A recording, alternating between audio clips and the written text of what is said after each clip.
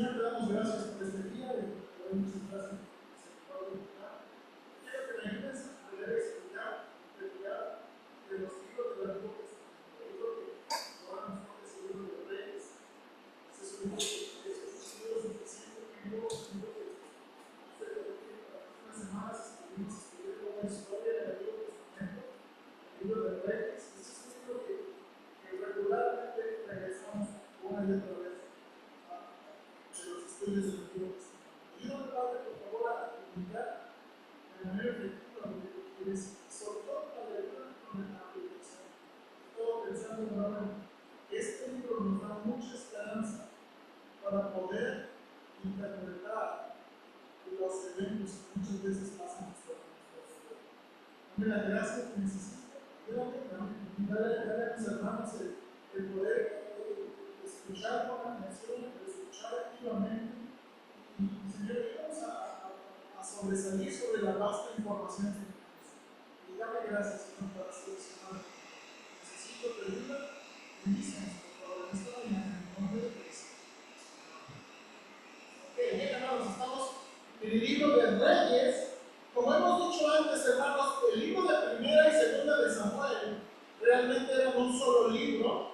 Y fue verdad que hasta que empezaron a traducirlos, no había, ya copiamos que va a parecer claro, hermanos, pero se les acabó el papiro y tenían que hacer otro, ¿verdad? Entonces, esa es la razón de que tenemos Primera y Segunda de Samuel, Primera y Segunda de Reyes.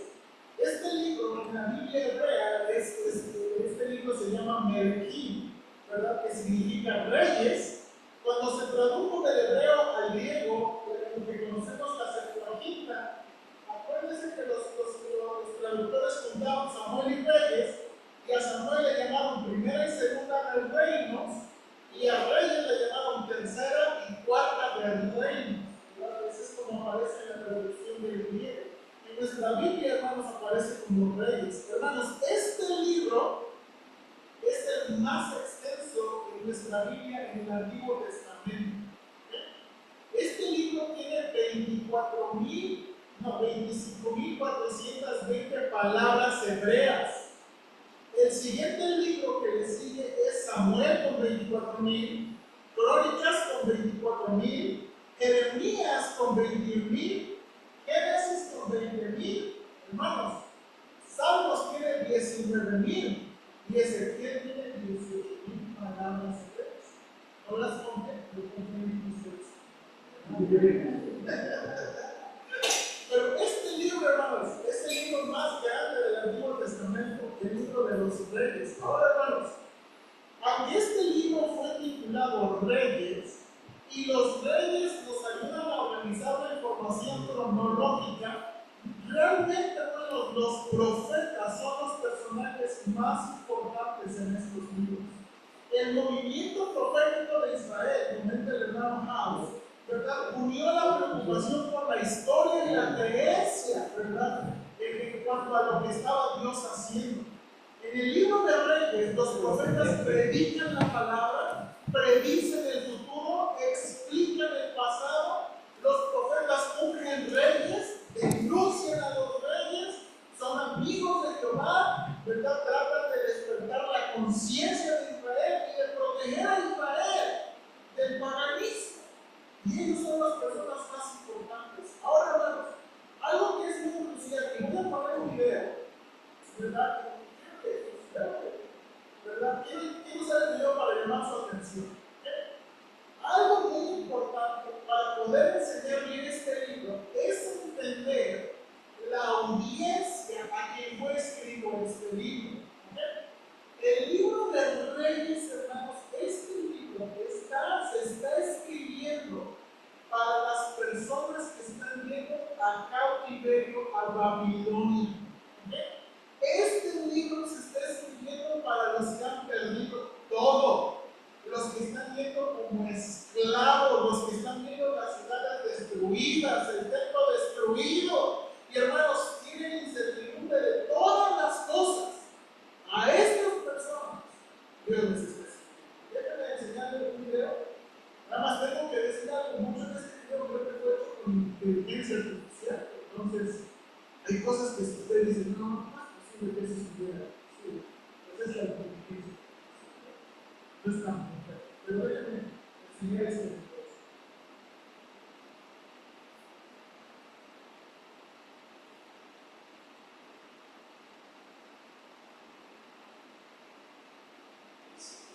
Antes de Cristo, un periodo de cambios, conflictos y devastación en el antiguo Medio Oriente. En esta época, el Medio Oriente se encontraba en constante agitación, marcado por guerras, alianzas inestables y la lucha por el dominio de territorios estratégicos. En este escenario Roma emergió como una de las potencias más formidables de la región, bajo el liderazgo del rey Nabucodonosor. Gracias a su talento militar y su astucia política, logró transformar a Babilonia en el imperio más poderoso del mundo conocido. Nabucodonosor presentaba su fama y su poder a través de una serie de exitosas campañas militares que extendieron el control babilónico desde el ejército hasta las costas del Mediterráneo. Su dominio no se basaba solo en la fuerza militar, sino también en su habilidad para gestionar territorios conquistados mediante el uso de reyes vasallos que gobernaban bajo su mano. Uno de esos reinos era Judá, con su capital en Jerusalén. Nabucodonosor había instalado el trono de Judá hace en el año 597 a.C., después de una primera invasión de Jerusalén, esperando que este gobernante fuera un vasallo de reino que mantuviera la paz y pagara tributo regularmente a Babilonia. La rebelión de Sedequías y la asedio de Jerusalén. Pero Sedequías, alentado por los sacerdotes de Judá y los nobles de su corte, nunca fue considerada la posibilidad de liberarse del yugo babilónico. Atraído por la promesa de ayuda militar del faraón egipcio, Sedequías decidió rebelarse contra Babilonia en el año 589 a.C. Esta decisión fue un acto de desesperación y orgullo que desató la furia de Nabucodonosor, quien inmediatamente inventó una segunda campaña militar contra Jerusalén. Babilonia era experta en la guerra de asedio. El ejército de Nabucodonosor, una fuerza temida y respetada en toda la región, llegó a las puertas de Jerusalén con un propósito claro: someter a la ciudad rebelde, castigar a sus habitantes y asegurar que ningún otro reino se atreviera a desafiar su autoridad. A medida que los babilonios rodeaban la ciudad, estableciendo campamentos y bloqueando todas las rutas de acceso, quedó claro que su estrategia no sería la de un ataque frontal inmediato. En su lugar, Nabucodonosor optó por un asedio prolongado, diseñado para cortar los suministros eléctricos y agua de la ciudad y forzar a los habitantes a rendirse por hambre y agotamiento. En parte del asedio de Jerusalén. Al inicio del asedio, los habitantes de Jerusalén confiaban en sus murallas, que habían resistido asedios previos, y la promesa de ayuda militar de Egipto les permitía resistir. Sin embargo, esta confianza se fue erosionando rápidamente a medida que los días se convertían en semanas y las semanas en meses. Los babilonios establecieron un bloqueo férreo, asegurando que un suministro vital pudiera entrar o salir de la ciudad. Los alimentos comenzaron a escasear y las raciones se redujeron a niveles mínimos, lo que desencadenó una hambruna que afectó especialmente a los más vulnerables, los niños, los ancianos y los enfermos. A medida que el hambre se extendía, la desesperación comenzó a apoderarse de la población. Las condiciones sanitarias se deterioraron rápidamente y las enfermedades, alimentadas por la desnutrición y la falta de agua potable, comenzaron a cobrar vidas. Las calles de Jerusalén, que alguna vez estuvieron llenas de actividad y comercio, se transformaron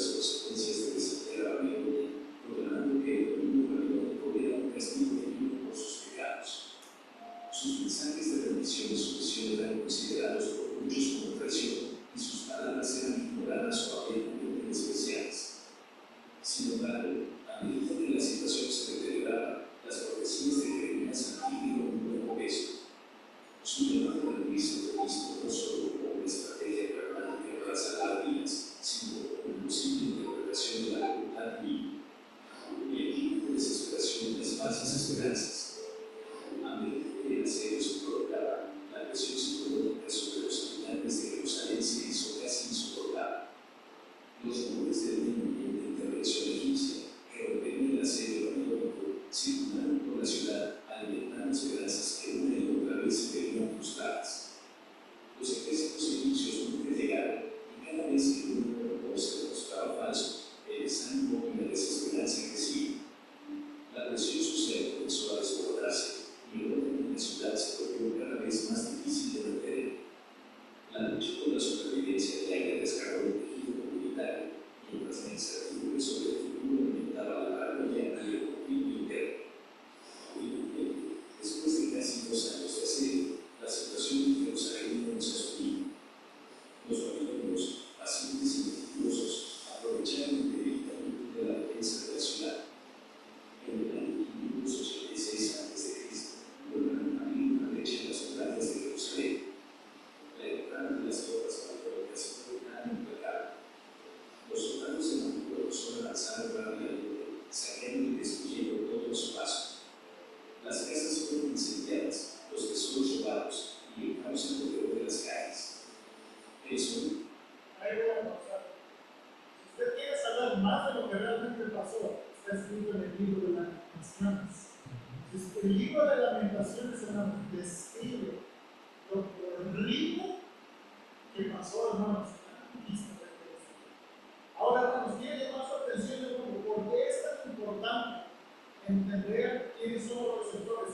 Los receptores de este libro, ¿verdad? Algunos creen que Jeremías escribió este libro, algunos creen que este libro fue compuesto entre Jeremías, Isaías o alguien editó, ¿verdad? Yo personalmente creo que mucho Jeremías tuvo que ver aquí, pero hermanos, Jeremías, ¿verdad? Quien está viendo la conquista de primera mano, vamos a decir que fue Jeremías, él les está tratando de escribir a estos judíos, de nuevo, que están viendo toda su ciudad destruida y todo lo que describe el video, ¿verdad? Hambre, enfermedad, y hermanos, cosas tan espantosas. Y entonces, de nuevo, ¿qué pensaría usted como israelita cuando ve que la nación del Dios verdadero está siendo destruida por una nación pagana? Nosotros como judíos nos tratamos de servir al único Dios vivo y verdadero, pero vemos una nación pagana, ¿verdad?, sirviendo a Marduk y sirviendo a otros dioses y viendo destruir Jerusalén. Hermanos, ¿qué pensaría usted del Dios verdadero cuando está trayendo hambre y muerte a la ciudad escogida? Y hermanos, de nuevo, este libro tiene esta particularidad que nos hace pensar también hoy en día qué piensa de Dios hoy con guerras y todo el desorden social y económico. Hermanos, este libro de Reyes nos hace mucho pensar en, ¿de verdad? ¿Será que Dios de verdad está involucrado en la historia? ¿Será que en verdad Dios es soberano y gobierna y reina? ¿O es ese Dios lejos y ausente? Porque, hermano, de nuevo, las cosas que afectaron al pueblo de Israel también son cosas que nos afectan hoy en día. ¿Dónde está Dios cuando pasa todo tipo de calamidad en el mundo?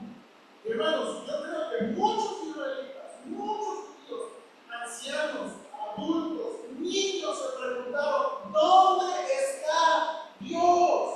¿Dónde está Dios?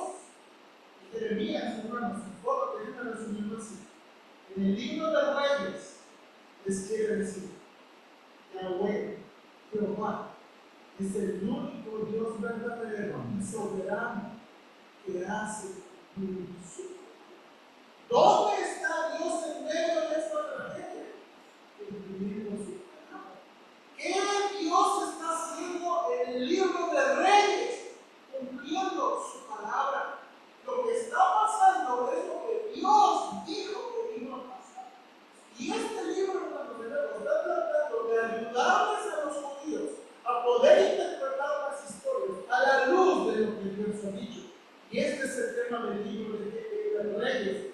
Yahweh, el único Dios verdadero y soberano que hace cumplir su palabra.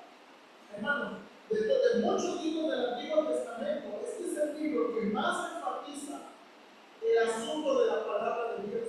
Y como les hemos dicho, hermanos, miren, el verbo decir aparece 322 veces en el Primero de Reyes, 340 veces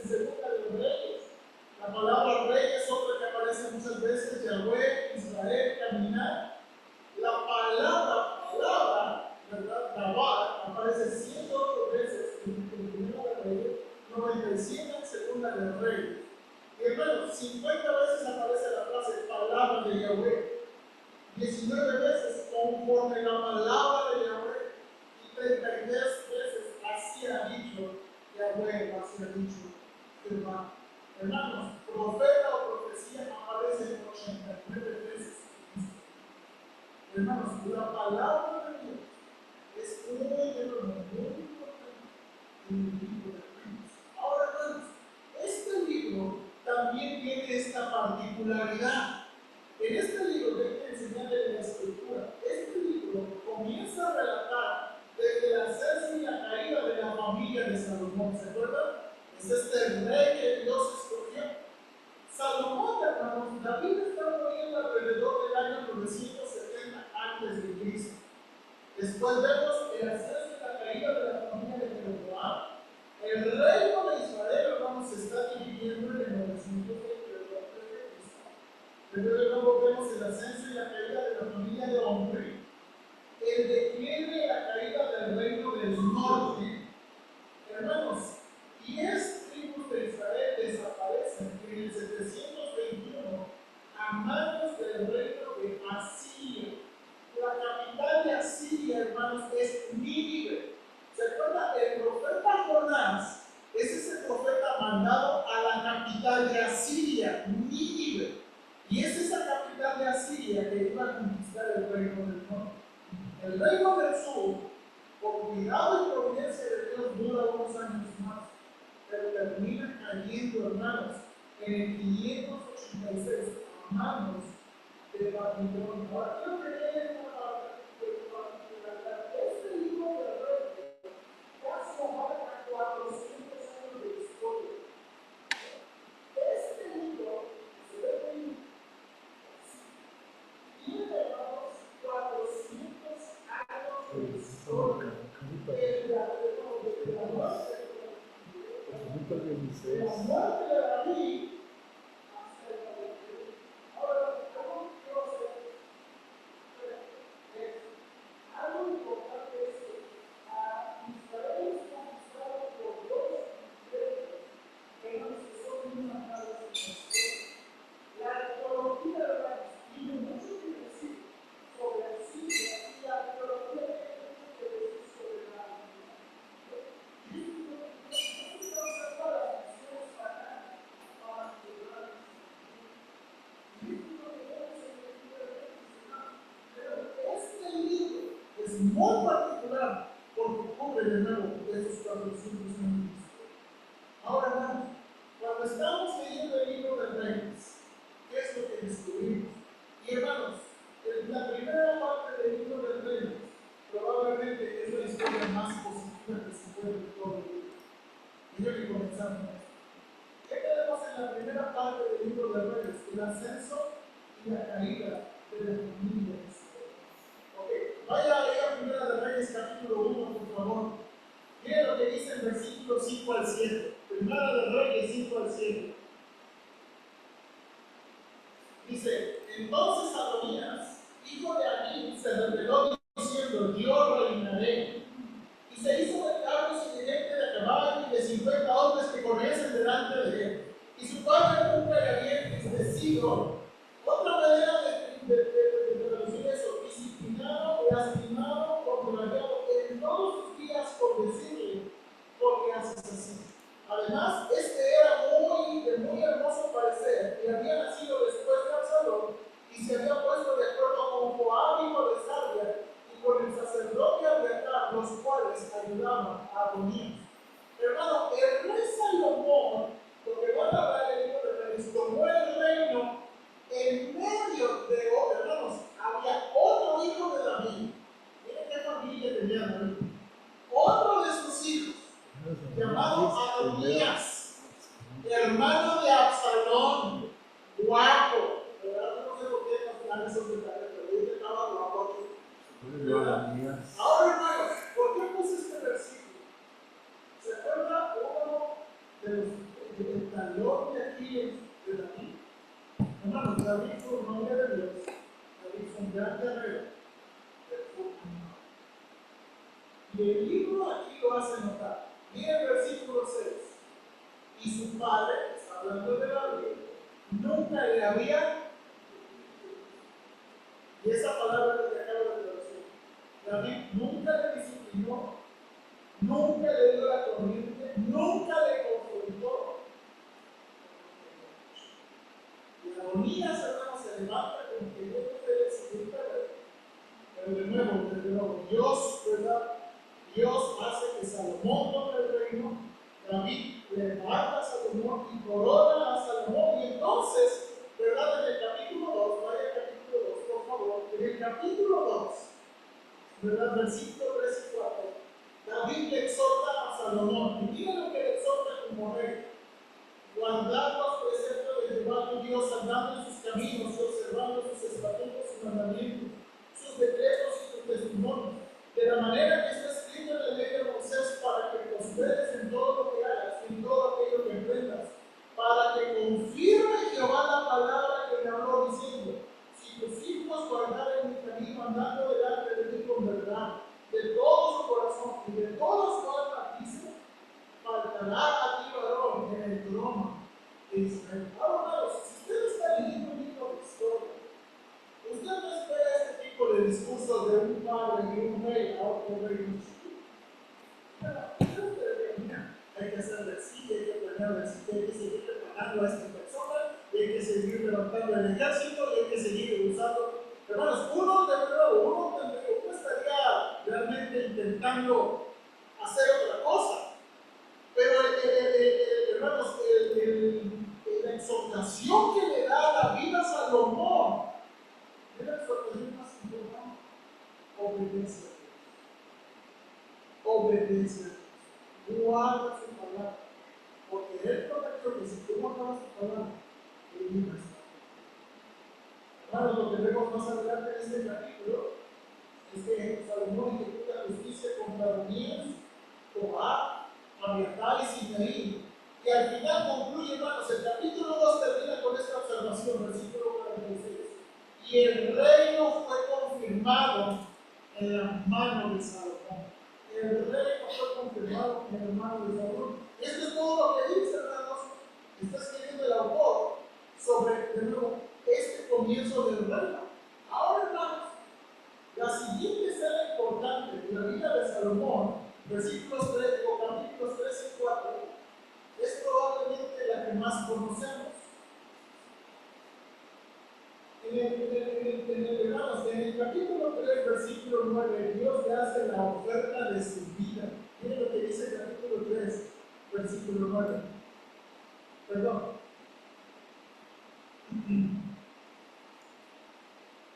Bueno, en anteriores versículos Dios le hace la oferta de su vida. ¿Se acuerdan que le dice? Pídeme lo que quieras. ¿Y qué pide Salomón? Ahí está en el versículo 9. Dice Salomón: da pues a tu siervo corazón entendido para juzgar y para discernir entre lo bueno y lo malo, porque ¿quién podrá gobernar este pueblo? Hermanos, de nuevo, y todos conocemos esta parte de la historia, ¿no? Muchos conocemos esta parte de la historia. ¿Qué voy a pedir usted? ¿Verdad? Yo pienso que Salomón hubiera sido tu primera opción. La verdad. Pero Salomón está pidiendo sabiduría. Esto, hermanos, esta petición de Salomón agradó tanto a Jehová, que miren lo que dice versículos 10 y 13. Versículos 10 y 13. Y agradó delante del Señor que Salomón pidiese esto, y le dijo: porque has demandado esto, y no pediste para ti muchos días, ni pediste para ti riquezas, ni pediste la vida de tus enemigos, sino que demandaste para ti inteligencia para oír juicio.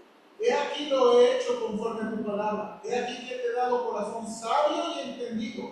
Tanto, miren lo que dice Dios, que no ha habido antes de ti otro como tú, ni después de ti se levantará otro como tú, y aún también te he dado las cosas que no pediste, riquezas y gloria, de tal manera que entre los reyes ninguno haya como tú en todos tus días. Hermanos, no hay otro rey de Israel que Dios haya dicho estas cosas. Ahora, hermanos, primera historia que creo que usted conoce, la primera historia donde se prueba la sabiduría de Salomón es dos mujeres viven en una casa, se llama ¿verdad? En espacio de un día. Y una mata su propio hijo. Y en la noche los cambia. Y entonces, ¿verdad? La mamá del hijo dijo, ven, aquí hay un hijo muerto. Y ella le dice, ¿cómo que no? ¿Qué voy a ver hijo de ti? Y entonces, hermanos, vienen al rey. Vienen al rey, creo que usted sabe, ¿verdad? Lo que hace Salomón. Dice Salomón, ok, ¿verdad? Ella dice que es suyo, parte del pastel. Vamos a hacer esto. Pues vamos a partir al niño vivo y vamos a darle la mitad a cada uno. Dice que la mamá verdadera se conmovió, que le dijo, no. Y Salomón pudo saber por la reacción de la madre verdadera quién era la verdadera. Hermanos, aunque se vea a lo mejor un caso no tan difícil, mire lo que dice la Biblia. Reyes 3:21.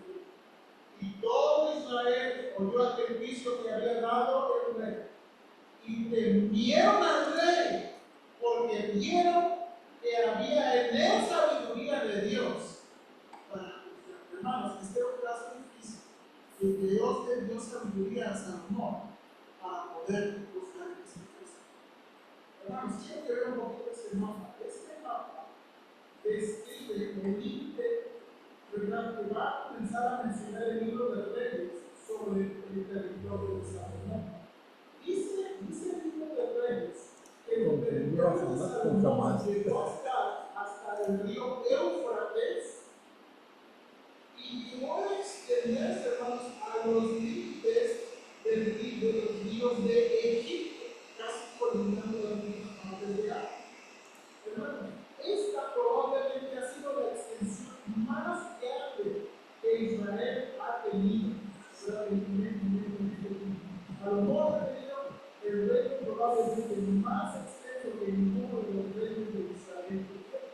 Ahora, hermanos, miren lo que dice la Biblia sobre este asunto y este reino próspero de Israel. Miren el versículo 21 y 24. Capítulo 24 dice, y Salomón señoreaba sobre todos los reinos, desde el Éufrates hasta la tierra de los filisteos y el límite con Egipto, y traían presentes y sirvieron a Salomón todos los días que vivió. Dice versículo 24, porque él señoreaba en toda la región al oeste del Éufrates, desde Tirsa hasta Gaza, sobre todos los reyes al oeste del Éufrates, y tuvo paz por todos lados alrededor. Entonces, hermanos, note aquí por favor, ruego, hermanos, su provisión diaria. ¿Cuánto necesitaba la casa, hermanos? ¿Cuánto necesita usted para vivir un día o una semana? Hermanos, bueno, uno tiene que hacer presupuesto, ¿no? Consejo, paréntesis, pues espero que algo. Ahora, miren lo que Salomón necesitaba, versículos 22 a 23, su provisión diaria. La cantidad de alimento que se requería a diario en el palacio de Salomón era 6,600 kilos de harina selecta y 13,200 kilos de harina gruesa. También 10 bueyes de los corrales de engordar, 20 reses alimentadas con pasto, 100 ovejas o cabras, además de ciervos, gacelas, corzos y aves de corral de primera calidad.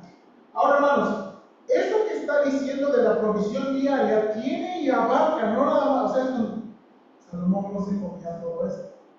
Era Salomón y todas las personas que le servían a él y, ¿verdad?, y al servicio del palacio real. Imagínense cuántas personas servían a Salomón para comer esa cantidad de comida. Para comer esa cantidad. Además, hermanos, mire, otro detalle que aparece en el texto, dice el versículo 26. Además de esto, Salomón tenía 40,000 caballos en sus caballerías, para sus carros caballos y 12,000 jinetes. Ese versículo, hermanos, parece ser que de nuevo tiene un asunto de traducción. Otra Biblia dice que Salomón tenía 4,000 establos para los caballos y 12,000 caballos. ¿Okay? Entonces, hermanos, de nuevo, ¿qué le hace pensar de Salomón? Y por último, describe aquí en el capítulo 4, versículo 29 y 31, su sabiduría. Y Dios dio a Salomón sabiduría y prudencia muy grande, y anchura de corazón como la arena que está a la orilla del mar.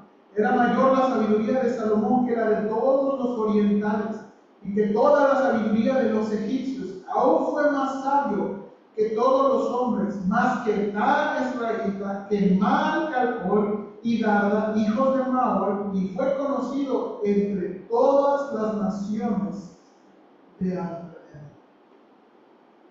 Ahora, hermanos, déjenme hacer una pausa aquí. Hay mucha gente. ¿Cuántos conocen el conflicto de Israel y Palestina hoy en día? ¿Cuántos saben qué es eso, el conflicto de Israel y Palestina? Hermanos, el mundo, ¿verdad?, cree, los israelitas defienden que ellos han vivido en su tierra por siglos. Ellos dicen, nosotros somos los judíos del tiempo de David y Salomón. Todo el mundo dice que no. Ahora, hermanos, en este conflicto, y aquí es donde le digo que es muy útil la arqueología bíblica, hermanos, nos hace pensar, y la arqueología bíblica nos enseña que el tiempo de Salomón, hermanos, realmente fue un tiempo verdadero. El rey Salomón sí existió y los dominios de Israel, en verdad, fueron de ese tipo. Entonces, hermanos, de nuevo, eso confirma mucho de los relatos que están aquí en la Biblia. Hermanos, sí hubo un Salomón y sí hubo un periodo glorioso de Israel. Ahora, quiero que piensen, ¿qué le pasó? ¿Qué le pasó? Y ahorita tengo otros más comentarios. En el capítulo 5 al 7, hermanos, tenemos la construcción del templo y otros edificios. Usted se acuerda, mire por favor ahí, capítulo 5, versículos 3 al 5, Primera de Reyes 5, 3 al 5. Estas son las palabras de Salomón. Dice: Jehová mi Dios me ha dado paz por todas partes, pues ni hay adversario ni mal que temer. Yo por tanto he determinado ahora edificar casa al nombre de Jehová mi Dios, según lo que Jehová habló a David mi padre, diciendo: tu hijo, a quien yo pondré en lugar tuyo en tu trono, él edificará casa a mi nombre. Hermanos, Salomón fue ese hijo escogido de David que iba a construir el templo. Ahora, hermanos, en el capítulo 6, versículo 1, miren por favor, capítulo 6, versículo 1, hay una anotación cronológica. El autor, miren lo que dice el autor. En el año 480, después que los hijos de Israel salieron de Egipto, el cuarto año del principio del reino de Salomón sobre Israel, en el mes de Sif, que es el mes segundo, comenzó a él edificar la casa de Jehová. ¿Qué es lo interesante de esa anotación cronológica? ¿Qué fue el evento y la manera en que los judíos comenzaron a contar sus edades, hermanos? La salida de Egipto. ¿Okay? La salida de Egipto. ¿Cómo los judíos comenzaron a catalogar sus años, su edad, su tiempo? Dice aquí, ¿verdad?, desde la salida de Egipto. Ahora, hermanos, ¿qué vemos aquí también? ¿Qué tan importante es este edificio? Y ahorita tengo un video, hermanos, para que vean el templo de Salomón. Pero ¿qué tan importante es este edificio? Miren lo que Dios le dijo. Vino palabra de Jehová a Salomón diciendo: con relación a esta casa que tú edificas, si anduvieres en mis estatutos, e hicieres mis decretos, y guardares todos mis mandamientos andando en ellos, yo cumpliré contigo mi palabra que hablé a David tu padre, y habitaré en ella en medio de los hijos de Israel, y no dejaré a mi pueblo. Hermanos, esto es algo muy importante que nos enseña del carácter de Dios. Es un templo muy hermoso y es un templo que quería, ¿verdad? Dios quería habitar en medio de su pueblo, pero el templo no era un fin en sí mismo. Porque Dios no está, hermanos, obligado, ni se obliga a Él, ¿verdad?, a seguir algo religiosamente y algo ceremonialmente si el corazón del pueblo se acaba. Y quiero que miren, por favor, porque esto es interesante, porque miren, hermanos, el templo. Este es un videito que se me hizo muy suave. Hay otros más extensos, ¿verdad? Pero creo que este es para que nos va a ayudar aquí. Mire el templo de Salomón, por favor.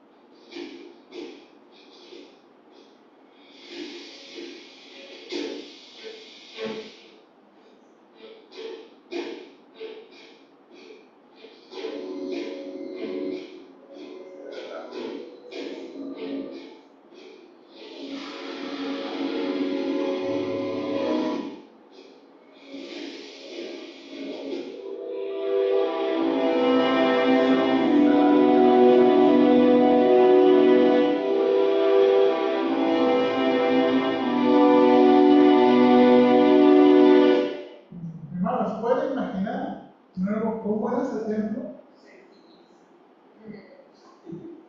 Hermanos, todo está en oro. De por sí se hubieran usado piedras preciosas, pero era recubierto de oro. Hermanos, el libro de Crónicas nos dice, hermanos, que David hizo preparación de toneladas de oro. Toneladas de oro. Realmente era un templo muy hermoso.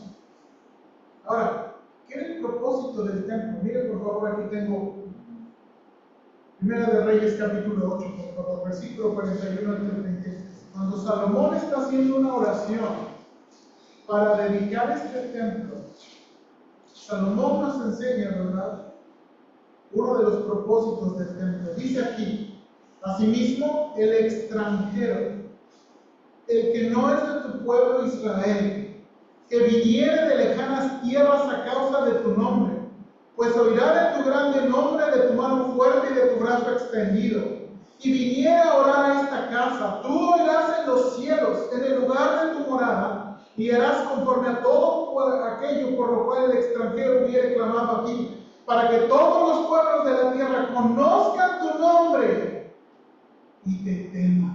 Mire por favor esa parte: para que todos los pueblos de la tierra conozcan tu nombre y te teman. Salomón le está diciendo: por favor, Señor, concede que este templo tenga tu presencia y que la gente ore hacia este templo para que la gente conozca al Dios verdadero. Lo vuelve a repetir, hermanos, más adelante en versículos 58 al 61.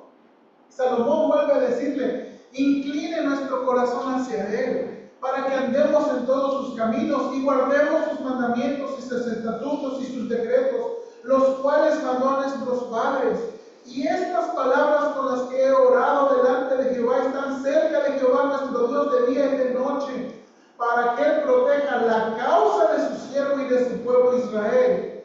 Cada cosa en su tiempo. Hermanos, si usted tiene la Nueva Traducción Viviente, ese es un versículo muy interesante. Y luego dice, a fin de que todos los pueblos de la tierra sepan que Jehová es Dios y que no hay otro. Sea pues perfecto vuestro corazón para con Jehová vuestro Dios, andando en sus estatutos y guardando sus mandamientos, como en el día de hoy. Hermanos, ese hermoso templo, y ando buscando una maquetita, ¿verdad? Ya tenemos un tabernáculo, quiero un templo. Si usted busca en Amazon o Mercado Libre, manden un link. Quiero tener una pequeña iglesia. Ese hermoso templo, hermanos, no era para orgullo de Israel en el sentido de que miren qué bonito construimos nosotros. Miren qué bonito hacemos, miren cuánto dinero tenemos. Aquí lo que soy, era para que Dios, el Dios verdadero, pudiera ser conocido. Dios, hermanos, así se da cuenta, hermanos, que cuando Dios escogió a Israel y le dio un alto privilegio, también le dio una alta responsabilidad, dar a conocer a las naciones al único Dios vivo y verdadero. Por eso es, hermanos, que después de que Salomón hace esta oración, Dios se presenta delante de él y le dice estas palabras. Capítulo 9, versículos 6 al 9. Capítulo 9, versículos 6 al 9. Dice aquí, lo tengo aquí en la pantalla también. Pero si tú o tus descendientes me abandonan y desobedecen los mandatos y los decretos que les he dado, y sirven y rinden culto a otros dioses, entonces desarraigaré a Israel de la tierra que le he dado. Rechazaré este templo que hice santo para honrar mi nombre, y haré que Israel sea objeto de burla y de ridículo entre las naciones. ¿Nota esas palabras? Y aunque ahora este templo sea imponente, todos los que pasen por allí quedarán horrorizados y menearán la cabeza con asombro. Preguntarán, ¿por qué habrá hecho el Señor cosas tan terribles a esta tierra y a este templo? Y la respuesta será, porque los israelitas abandonaron al Señor su Dios, quien sacó a sus antepasados de Egipto, y rindieron culto a sus otros dioses, y se inclinaron ante ellos. Por esa razón, el Señor le envió tantas calamidades. Hermanos, yo no sé si usted piensa en serio en estas palabras, pero ¿qué opinión tiene el mundo de Israel?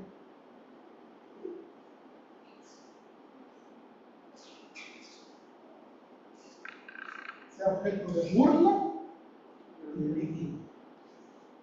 Hermanos, ¿qué piensa el mundo de Israel? Hermanos, y de todo lo glorioso que Israel ha tenido Israel, lo único que conserva es un muro de una ciudad vieja. Hermanos, este es el lugar actualmente más sagrado de Israel. Le llaman el muro de los lamentos. Hermanos, es este murito. Este no es ni un muro del templo.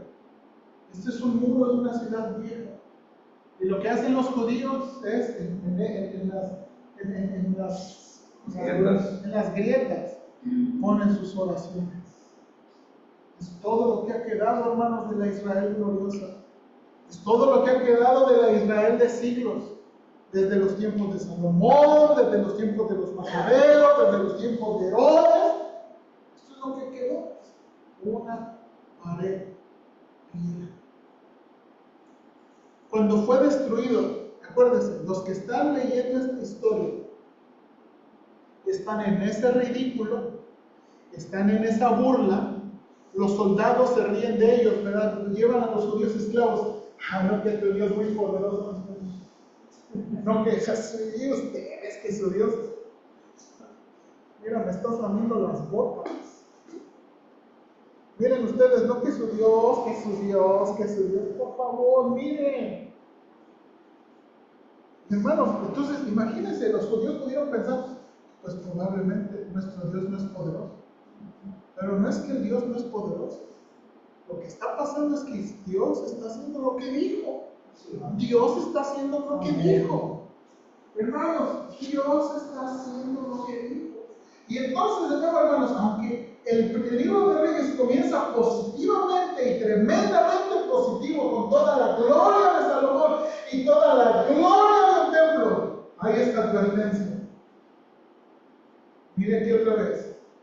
Si me abandonan, si me desobedecen, si sirven y rinden culto a otros dioses, los voy a quitar.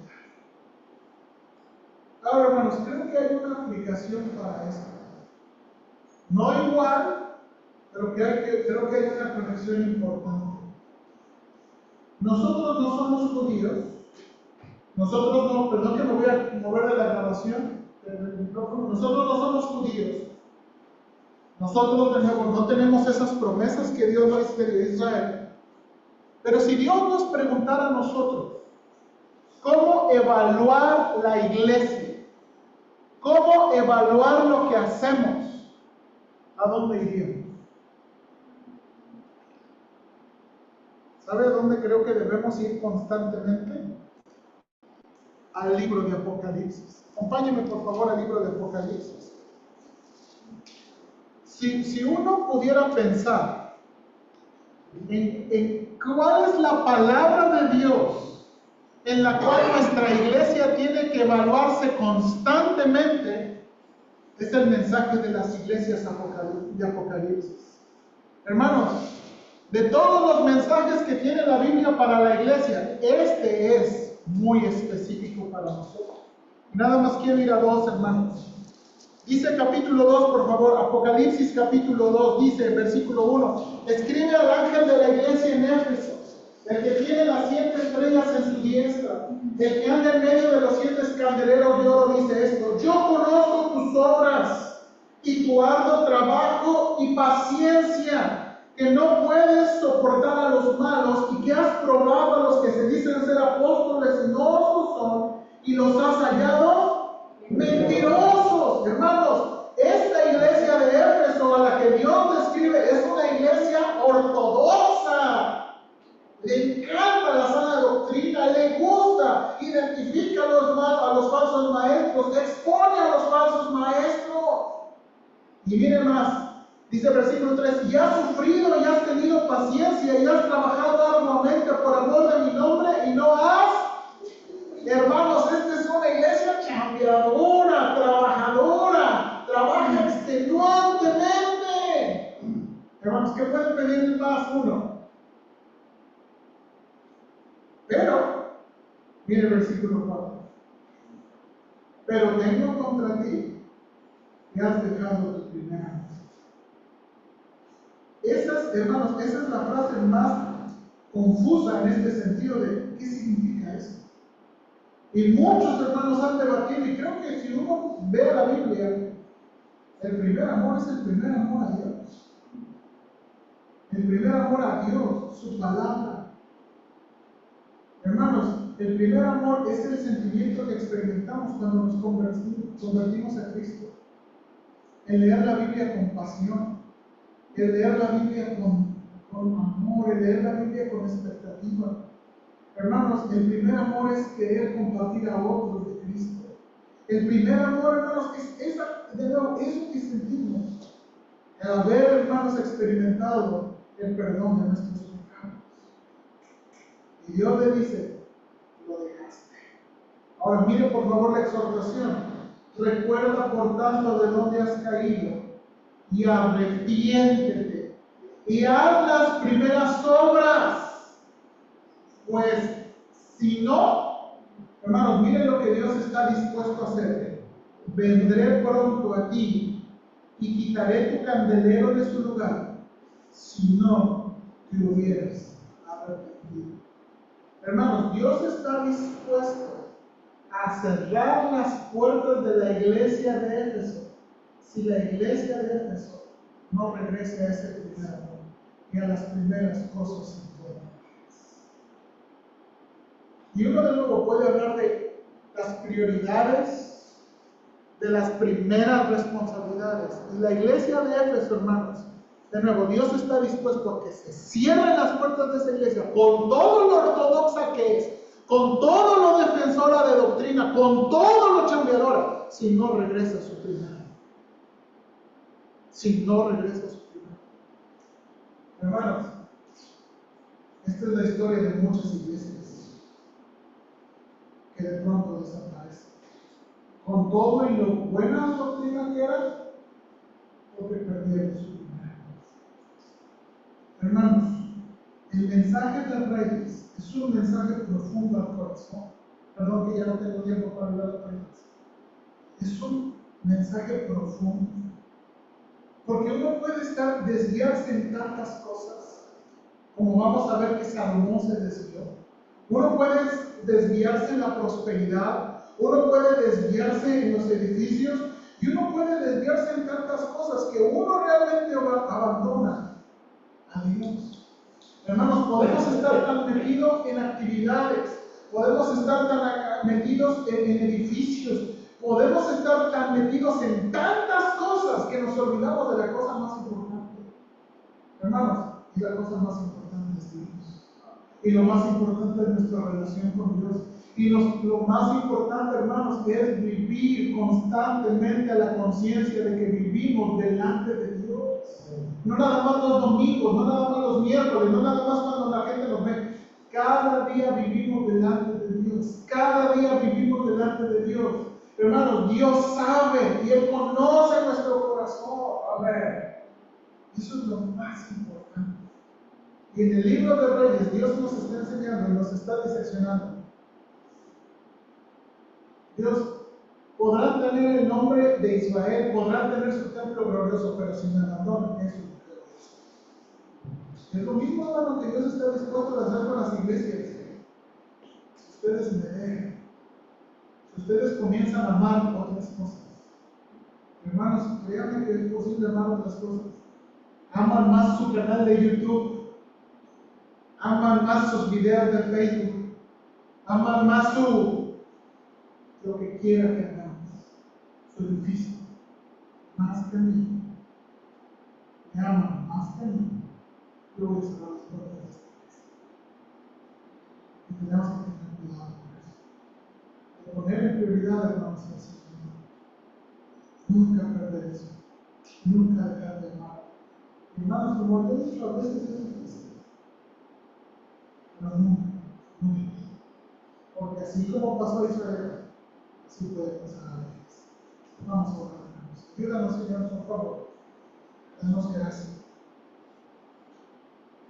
para nunca abandonarte, para nunca dejar. Señor, ayúdanos, por favor. Yo esta semana he estado pensando, he estado escuchando mucho las noticias, he estado escuchando mucho el desorden político que hay en el mundo. Y Señor, ayúdanos a tener cuidado. La presidenta no es la salvadora del mundo. Un partido político no son los salvadores del mundo. Lo que realmente necesitamos es a Dios. Y el único que puede salvar a México, tampoco el salvador de México son los Estados Unidos, ni Trump, ni la lucha antidrogas. Lo único que puede salvar a nuestro país es Dios. Pero si nuestro país decide irse al paganismo, si nuestro país decide darle la vuelta y darle la espalda a Dios y buscar en otros lugares, Señor, nos va a llevar. Ahora, Señor, hay mucha gente que no te conoce y actúa en completa ignorancia. Y algunos, Señor, no nada más no te conocen, ni siquiera te conocen, ni quieren conocer. Pero lo que realmente preocupa es que nosotros, las iglesias, que cada día nos reunimos, cada domingo nos reunimos, tampoco, Señor, nos interesa y buscamos. Ayúdanos a tener cuidado de vivir en la rutina. Ayúdanos a tener cuidado de vivir en la viada. Y que Dios realmente nos sea lo más importante. Ayúdanos, Padre. Por favor, Señor, ayúdenos en verdad a amar. Señor, Salomón oraba en esa oración del capítulo 8. Inclina nuestro corazón a ti. Señor, muchas veces, en verdad, quiero decir honestamente, no tenemos ganas. No tenemos ganas de leer la Biblia, no tenemos ganas de buscar y necesitamos que tú nos ayudes. Padre, ayúdanos. Por favor. Bendícenos, por favor. Hay muchas cosas de este libro de Reyes. Hay tantas cosas que vienen a mi mente y corazón. Pero ayúdanos, Señor, de nuevo a ver este principio importante. Jehová es el Dios verdadero y el soberano, que hace cumplir su palabra. Ayúdanos. Cristo te lo pido. Bien, hermanos, muchas gracias por su asistencia en este domingo. Que Dios les bendiga, hermanas, el miércoles femenil, el viernes oración de las iglesias. Que Dios les bendiga. Estamos